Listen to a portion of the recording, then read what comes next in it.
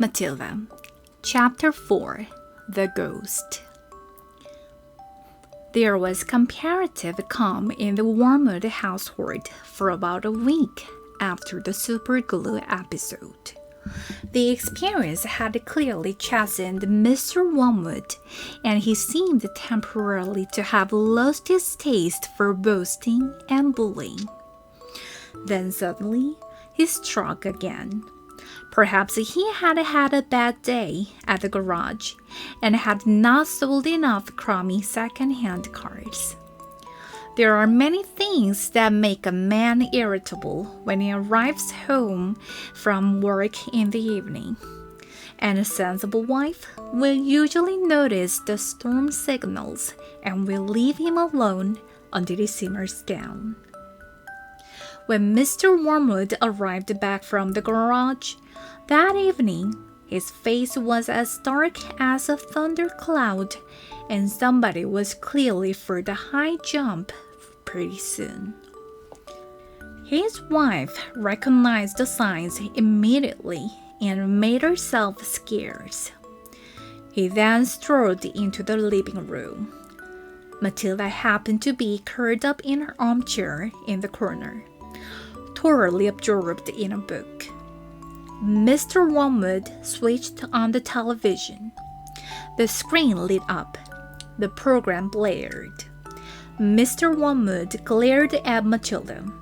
She hadn't moved. She had somehow trained herself by now to block her ears to the ghastly sound of the dreaded box.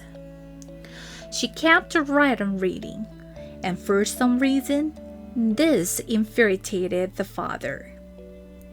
Perhaps his anger was intensified because he saw her getting pleasure from something that was beyond his reach. "Don't you ever stop reading?" he snapped at her. "Oh, hello, Daddy," she said pleasantly. "Did you have a good day?" "What is this trash?" he said, snatching the book from her hands.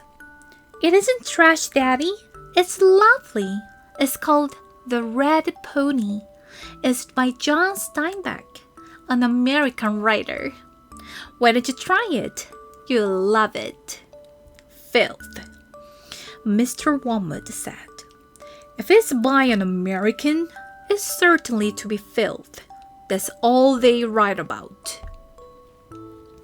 "No, Daddy, it's beautiful. Honestly, it is. It's about—" "I don't want to know what it is about," Mr. Wormwood barked. "I'm fed up with your reading anyway. Go and find yourself something useful to do." With frightening suddenness, he now began ripping the pages out of the book in handfuls and throwing them in the waste paper basket. Matilda froze in horror. The father kept going. There seemed little doubt that the man felt some kind of jealousy. "How dare she?"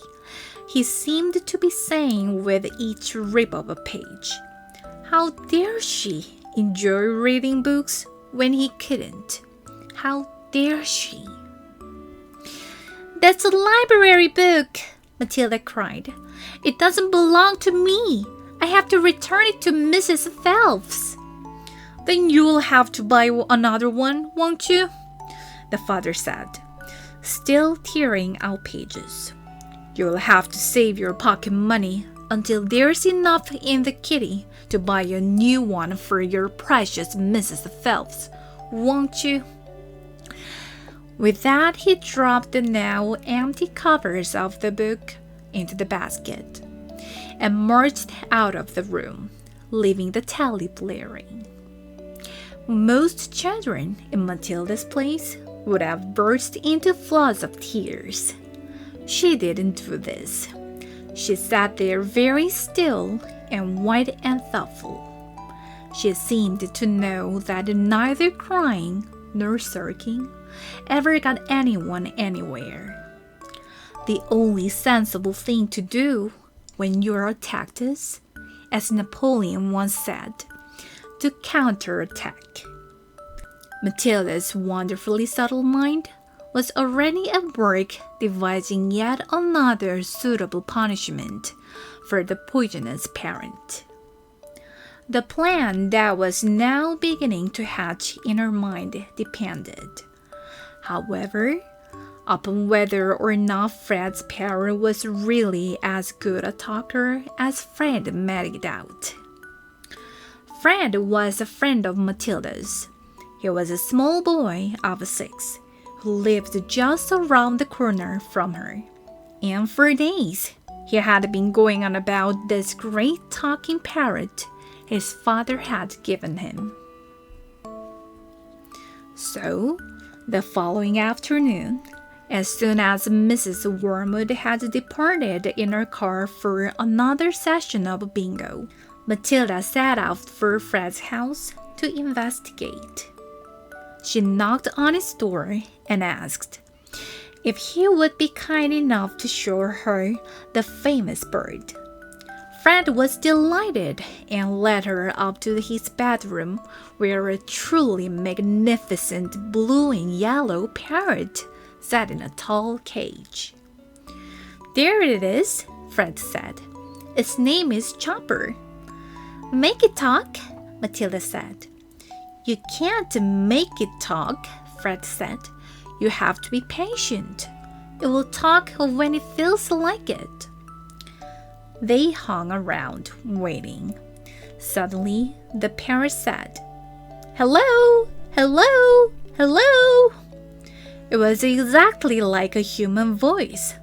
Matilda said, "That's amazing. What else can he say?" "Rattle my bones," the parrot said, giving a wonderful imitation of a spooky voice. "Rattle my bones." "He's always saying that," Fred told her.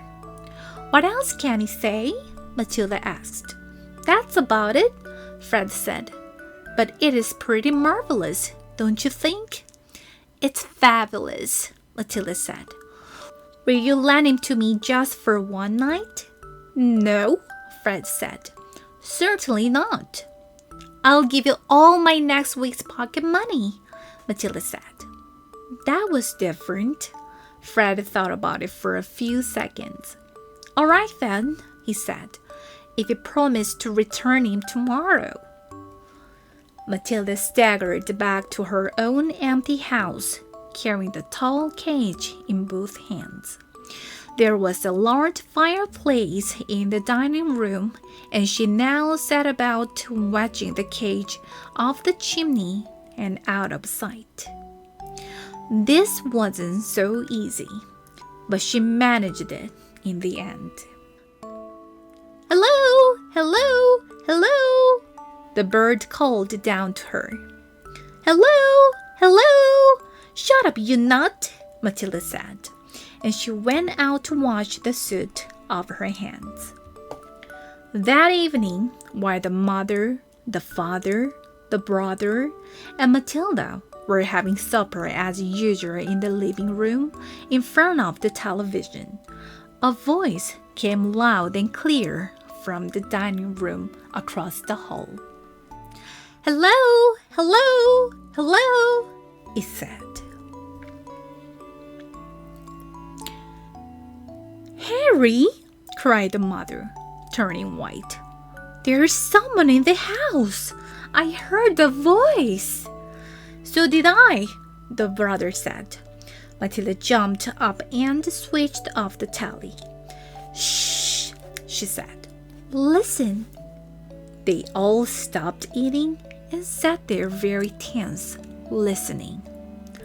"Hello, hello, hello," came the voice again. "There it is," cried the brother. "It's burglars," hissed the mother. "They're in the dining room." "I think they are," the father said, sitting tight. "Then go and catch them, Harry," hissed the mother. "Go out and collar them ready-handed." The father didn't move.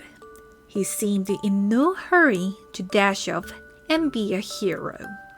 His face had turned gray.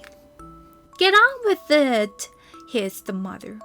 They are probably after the silver. The husband wiped his lips nervously with his napkin. Why don't we all go and look together? He said. Come on then, the brother said. Come on, Mom. They are definitely in the dining room, Matilda whispered. I'm sure they are. The mother grabbed a poker from the fireplace. The father took a golf club that was standing in the corner. The brother seized the table lamp, ripping the plug out of its socket. Matilda took the knife she had been eating with, and all four of them crept towards the dining room door, the father keeping well behind the others. Hello, hello, hello, came the voice again. Come on, Matilda cried as she burst into the room. Brandishing her knife, Stick them up, she yelled. We've caught you! The others followed her, waving their weapons. Then they stopped. They stared around the room. There was no one there. There's no one here, the father said, greatly relieved. I heard him, Harry, the mother shrieked, still quaking. I distinctly heard his voice. So did you. I'm certain I heard him, Matilda cried. He's in here somewhere. She began searching behind the sofa and behind the curtains. Then came the voice once again, soft and spooky this time. Rattle my bones, it said. Rattle my bones. They all jumped, including Matilda, who was a pretty good actress. They stared around the room. There was still no one there. It's a ghost, Matilda said. Heaven help us, cried the mother, clutching her husband round the neck. I know it's a ghost, Matilda said. I've heard it here before. This room is haunted. I thought you knew that. Save us! The mother screamed, almost throttling her husband. I'm getting out of here, the father said, grayer than ever now. They all fled, slamming the door behind them. The next afternoon, Matilda managed to gather a rather sooty and grumpy parrot down from the chimney and out of the house without being seen. She carried it through the back door and ran with it all the way to Fred's house. Did it behave itself? Fred asked her. We had a lovely time with it, Matilda said. My parents adored it.